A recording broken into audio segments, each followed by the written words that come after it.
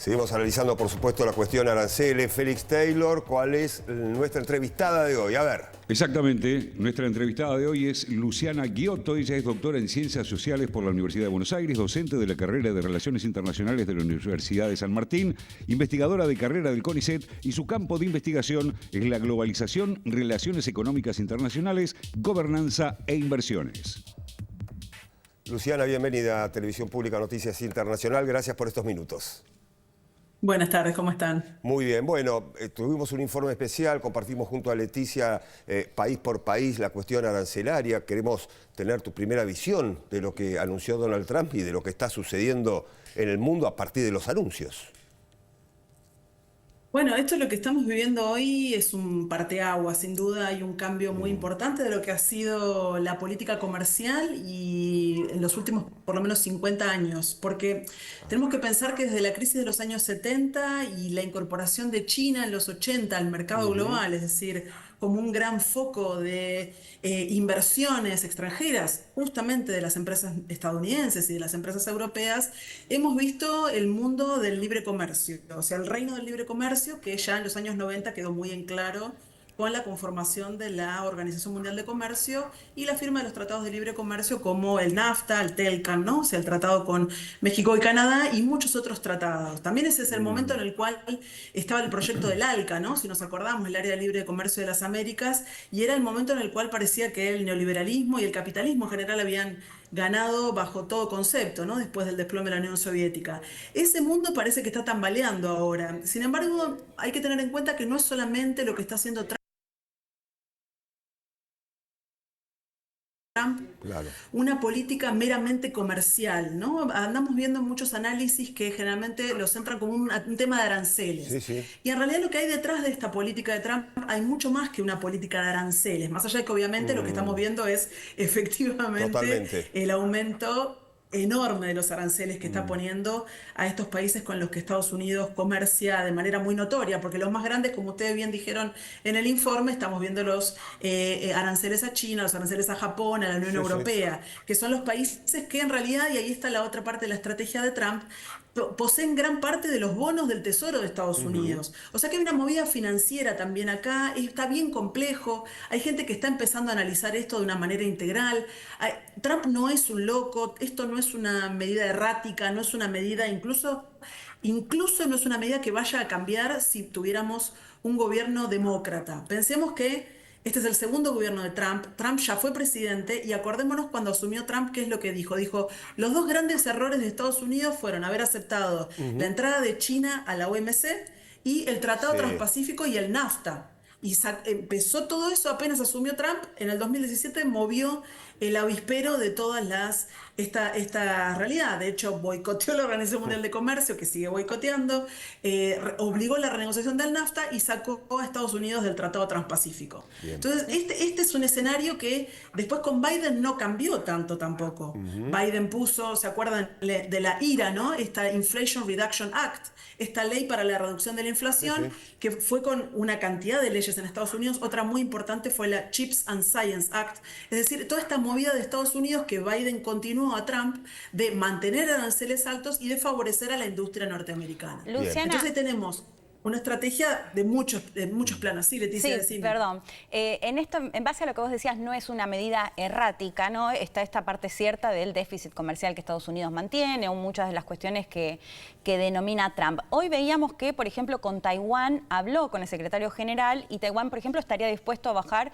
un 0% las tarifas. ¿Crees que esto le puede funcionar a Trump? Sobre todo pensando también en lo que fue el primer gobierno y esta idea que planteaba, bueno, que las fábricas vuelvan a Estados Unidos y algo de eso un poco, al menos me parece que se dio. Digo, ¿crees que le puede salir bien esta estrategia? ¿Le puede funcionar, al menos en lo que plantea Trump, como lo más relevante para su país?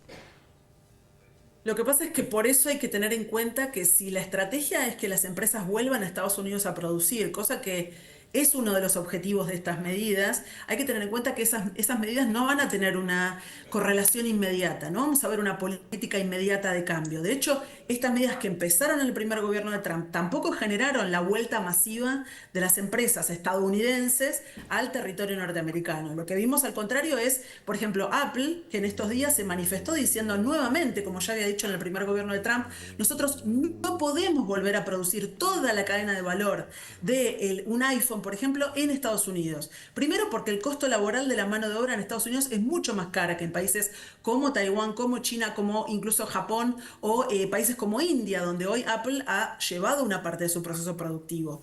Entonces, lo que estamos viviendo ahora es un momento de incertidumbre gigantesco generado por una política que ha movido el avispero, que ha movido el tablero de juego, pero que a su vez el correlato de esa política va a tardar en decantar, vamos a tardar en ver los efectos reales de las empresas intentando ver si pueden producir en Estados Unidos. Eso no va a suceder con gran parte de las empresas. Por eso digo que no tenemos que pensar que esto es solo una medida orientado a eso, es una medida que tiene varias líneas, financiera, claro. también en términos de una política recaudatoria, porque no nos olvidemos que un arancel recauda y ayuda a reducir el déficit de Estados Unidos. Entonces, ¿qué pasa? En definitiva, también lo que va a hacer es forzar a los países aliados a que traten de negociar con Estados Unidos para no tener que comerse el arancel, y aquellos países con los que no puedan negociar y con los cuales no se reduzca el arancel, Estados Unidos sigue recaudando un arancel del 20, 10, 15, 30% que sin duda ayuda también a reducir el déficit. Claro. Por eso hay una cantidad de aristas que me parece que hoy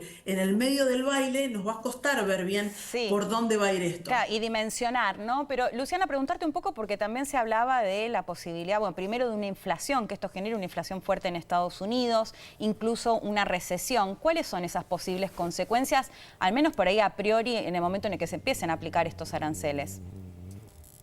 Esto es un tema importante porque, por un lado, hay que pensar que el libre comercio ya tuvo sus impactos sobre la clase trabajadora en Estados Unidos. Es decir, se perdieron miles de empleos industriales, por lo cual en ese sentido Trump tiene razón. Ha habido un impacto gigantesco del NAFTA, ha habido un impacto gigantesco de ese amor por el libre comercio y esa idea de que a partir de los libres mercados esto iba a tener un impacto positivo, no sé dónde, porque las élites se creyeron ese cuento del gran mantra repetido de que el libre comercio iba a generar crecimiento, pero hemos visto que Trump gana con el voto de los trabajadores desempleados en las zonas del centro de Estados Unidos, donde Ford, General Motors se fueron de esos territorios. Lo que vemos además entonces es que estas medidas pueden tener un impacto porque evidentemente esto va a encarecer los productos que entren a los Estados Unidos. El caso de Apple, vuelvo a traerlo. Apple ya dijo que si tiene que traducir esos aranceles al producto final del iPhone, estamos hablando de unos entre 200 y 500 dólares más por iPhone. Imagínense la competencia de Apple, que son Huawei y que por otra parte es, por ejemplo, Samsung. Yo no sé si la clase trabajadora norteamericana en ascenso, algunos que compran por $1.000 un iPhone, van a querer seguir pagando ahora 1.500 frente a un Samsung o un Huawei. O sea que también hay una cuestión que es la competencia internacional de las empresas, que le están diciendo a Trump: nosotros, si no, tenemos que volver a producir en Estados Unidos, yo no puedo competir con mis competidores alemanes, japoneses, coreanos, ¿no? Entonces, también eso entra. Muy bien, Luciana, muchas gracias por estos minutos, ¿eh? Muchas gracias a ustedes, un abrazo. Un placer.